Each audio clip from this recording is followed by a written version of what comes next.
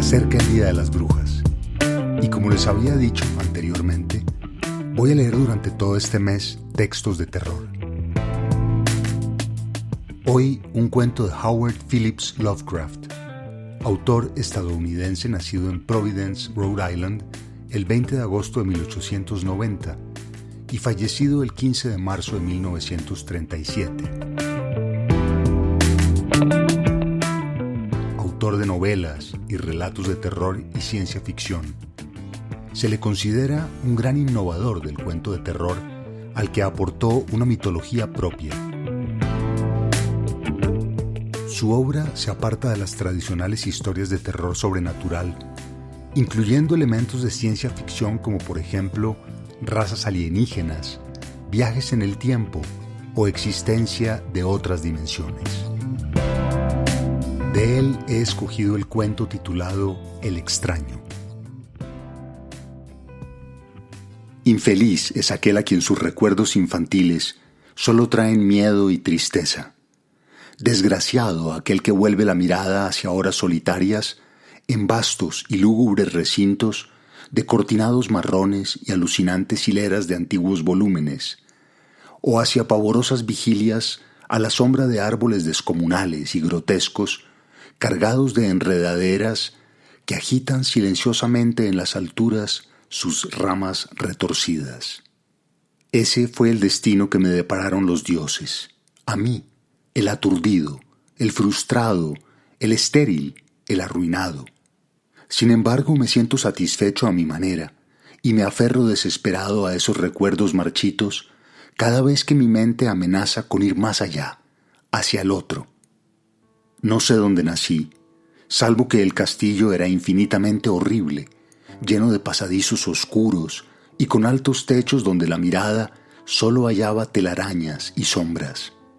Las piedras de los agrietados corredores estaban siempre odiosamente húmedas y por doquier se percibía un olor maldito, como de pilas de cadáveres de generaciones muertas.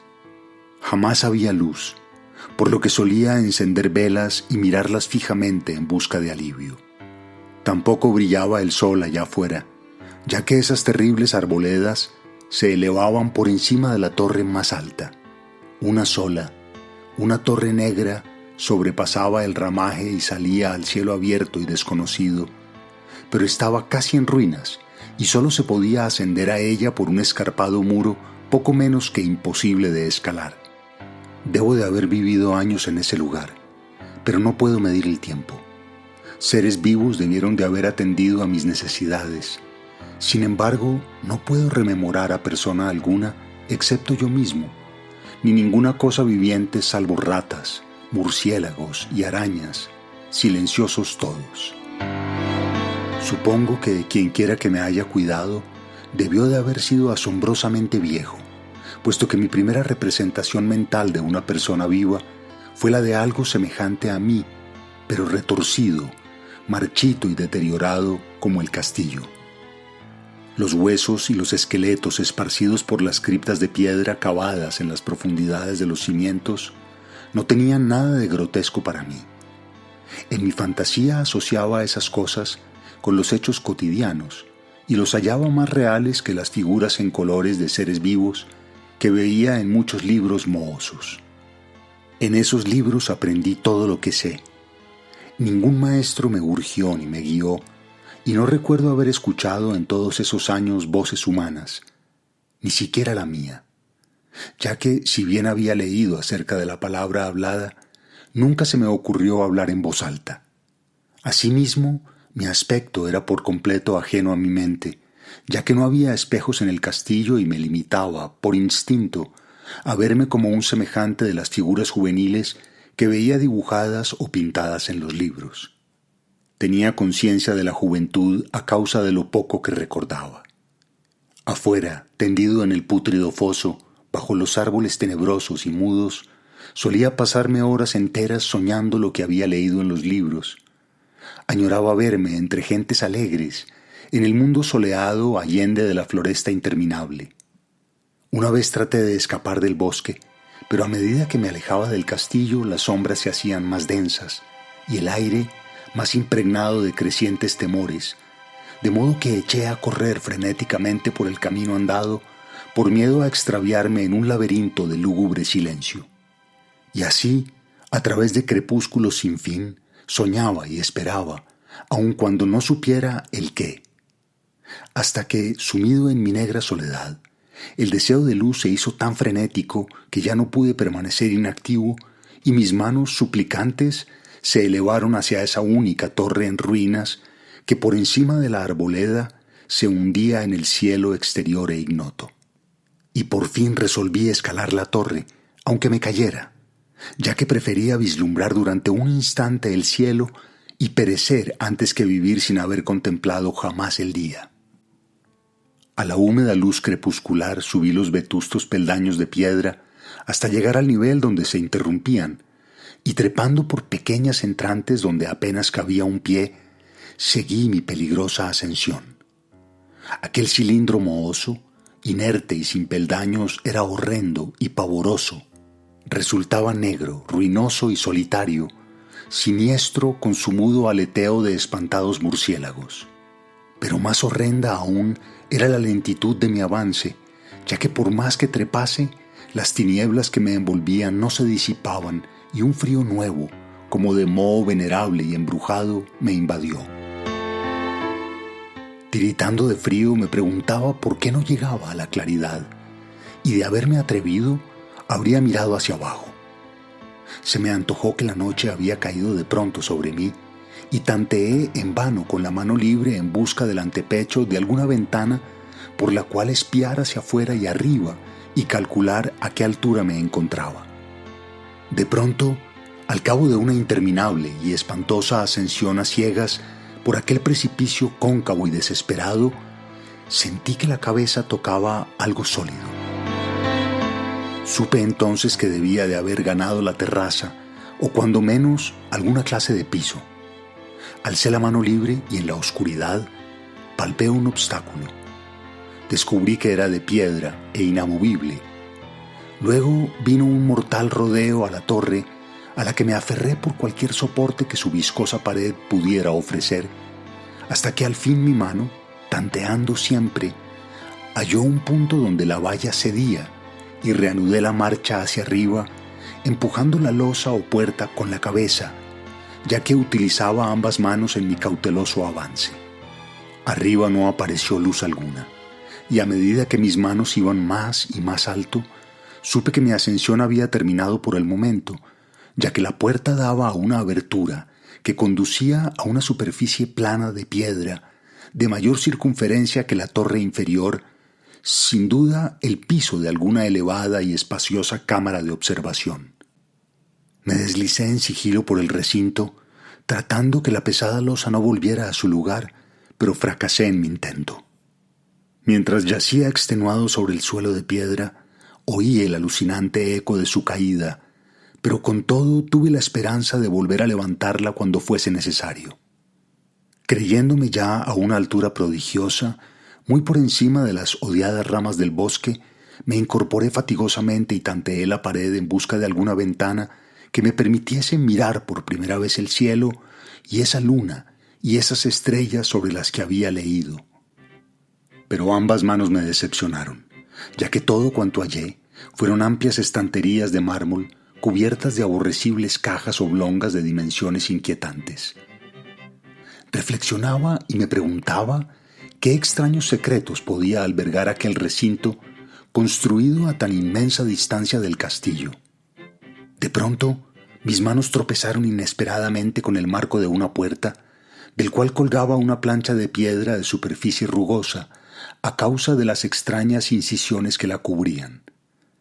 La puerta estaba cerrada, pero con un supremo esfuerzo superé todos los obstáculos y la abrí hacia adentro. Hecho esto, me invadió el éxtasis más puro jamás conocido. A través de una ornamentada verja de hierro y en el extremo de una corta escalinata de piedra que ascendía desde la puerta recién descubierta, brillando plácidamente en todo su esplendor, estaba la luna llena, a la que nunca antes había visto, salvo en sueños y en vagas visiones que no me atrevía a llamar recuerdos. Seguro ahora de que había alcanzado la cima del castillo, subí a toda prisa los pocos peldaños que me separaban de la verja. Pero en eso una nube tapó la luna haciéndome tropezar, y en la oscuridad tuve que avanzar con lentitud. Estaba todavía muy oscuro cuando llegué a la verja, que hallé abierta tras un cuidadoso examen, pero que no quise trasponer por temor a precipitarme desde la increíble altura. Luego volvió a salir la luna. De todos los impactos imaginables, ninguno tan demoníaco como el de lo insondable y grotescamente inconcebible. Nada de lo soportado antes podía compararse al terror de lo que ahora estaba viendo, de las extraordinarias maravillas que el espectáculo implicaba. El panorama en sí era tan sencillo como asombroso, ya que consistía justo en esto. En lugar de una impresionante perspectiva de copas de árboles vistas desde una altura imponente, se extendía a mi alrededor, al mismo nivel de la verja, nada menos que la tierra firme, separada en compartimentos diversos por medio de lajas de mármol y columnas, y sombreada por una antigua iglesia de piedra cuyo devastado capitel brillaba fantasmagóricamente a la luz de la luna. Medio inconsciente, abrí la verja y avancé bamboleándome por la senda de grava blanca que se extendía en dos direcciones. Por aturdida y caótica que estuviera mi mente, persistía en ella ese frenético anhelo de luz. Ni siquiera el pasmoso descubrimiento de momentos antes podía detenerme.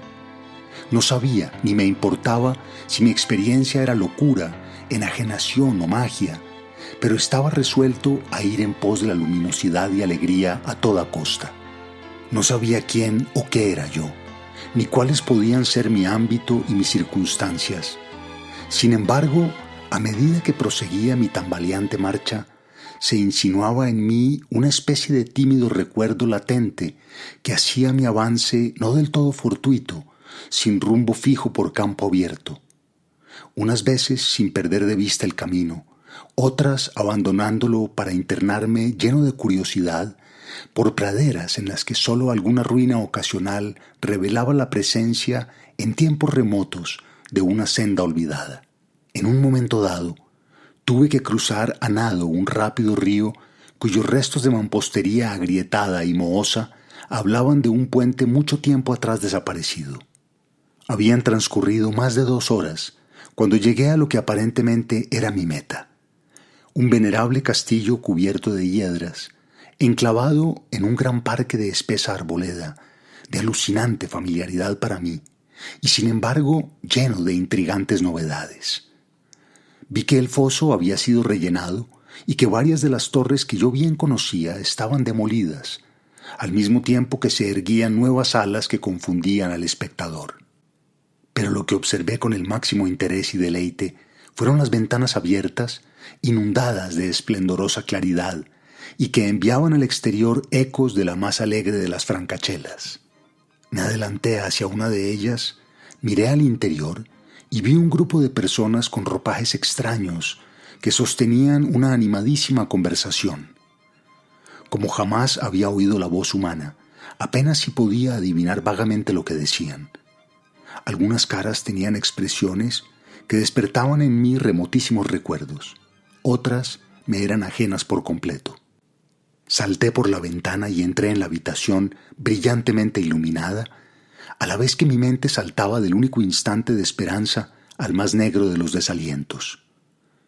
La pesadilla no tardó en acudir a mí, ya que nada más entrar yo, se produjo una de las más aterradoras reacciones que hubiera podido concebir. No había terminado de cruzar el umbral cuando cundió entre todos los presentes un inesperado y súbito pavor de horrible intensidad que distorsionaba los rostros y arrancaba de todas las gargantas los chillidos más espantosos.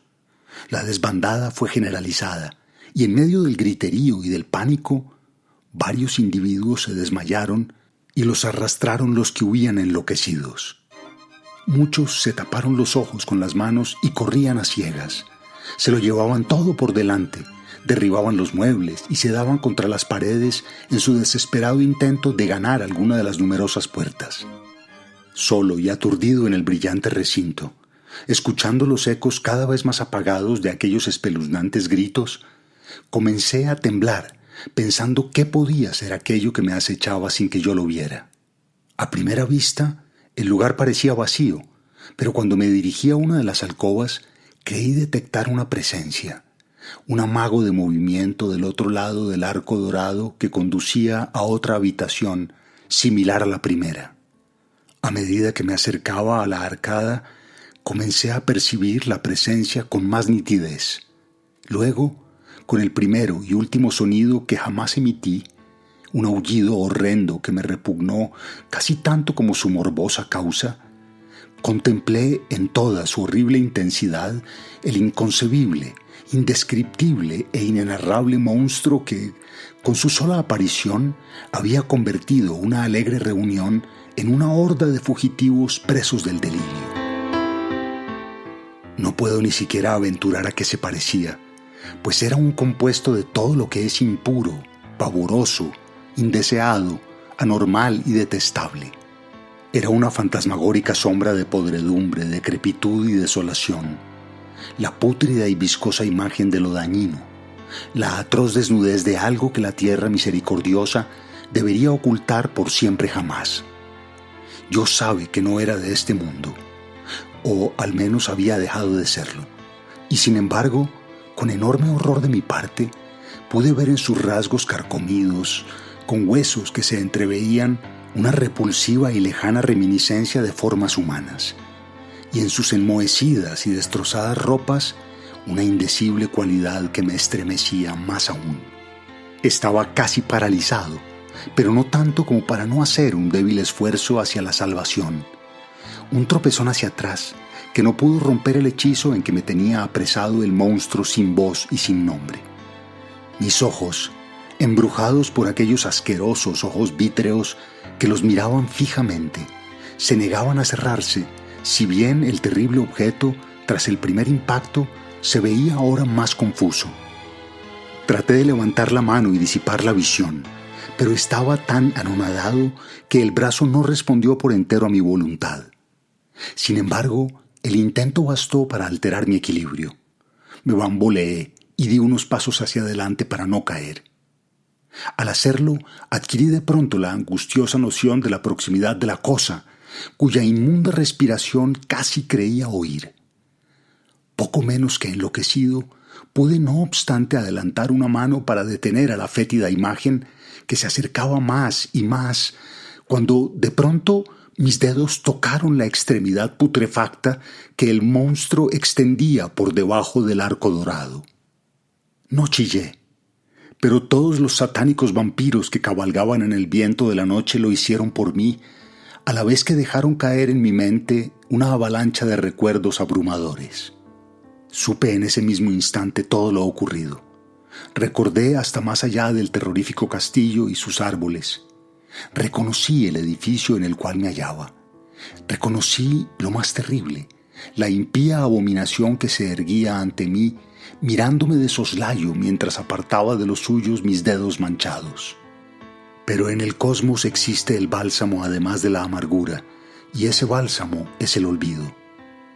En el supremo horror de ese instante, olvidé lo que me había espantado, y el estallido del recuerdo se desvaneció en un caos de reiteradas imágenes. Como entre sueños salí de aquel edificio fantasmal y execrado, y eché a correr rauda y silenciosamente a la luz de la luna. Cuando regresé al mausoleo de mármol y descendí los peldaños, encontré que no podía mover la trampa de piedra, pero no lo lamenté, ya que había llegado a odiar el viejo castillo y sus árboles.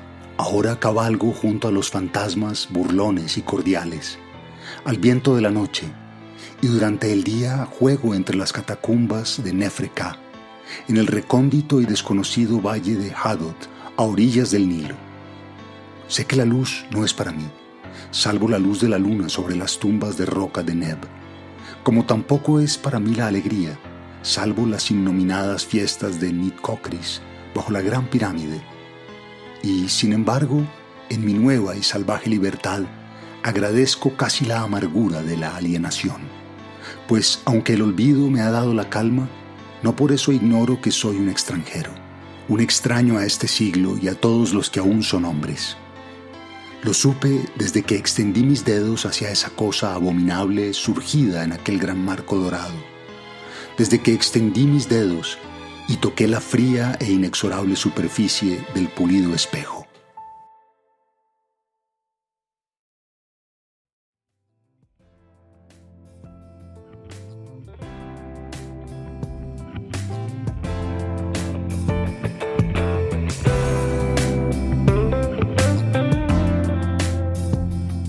El extraño, de H.P. Lovecraft.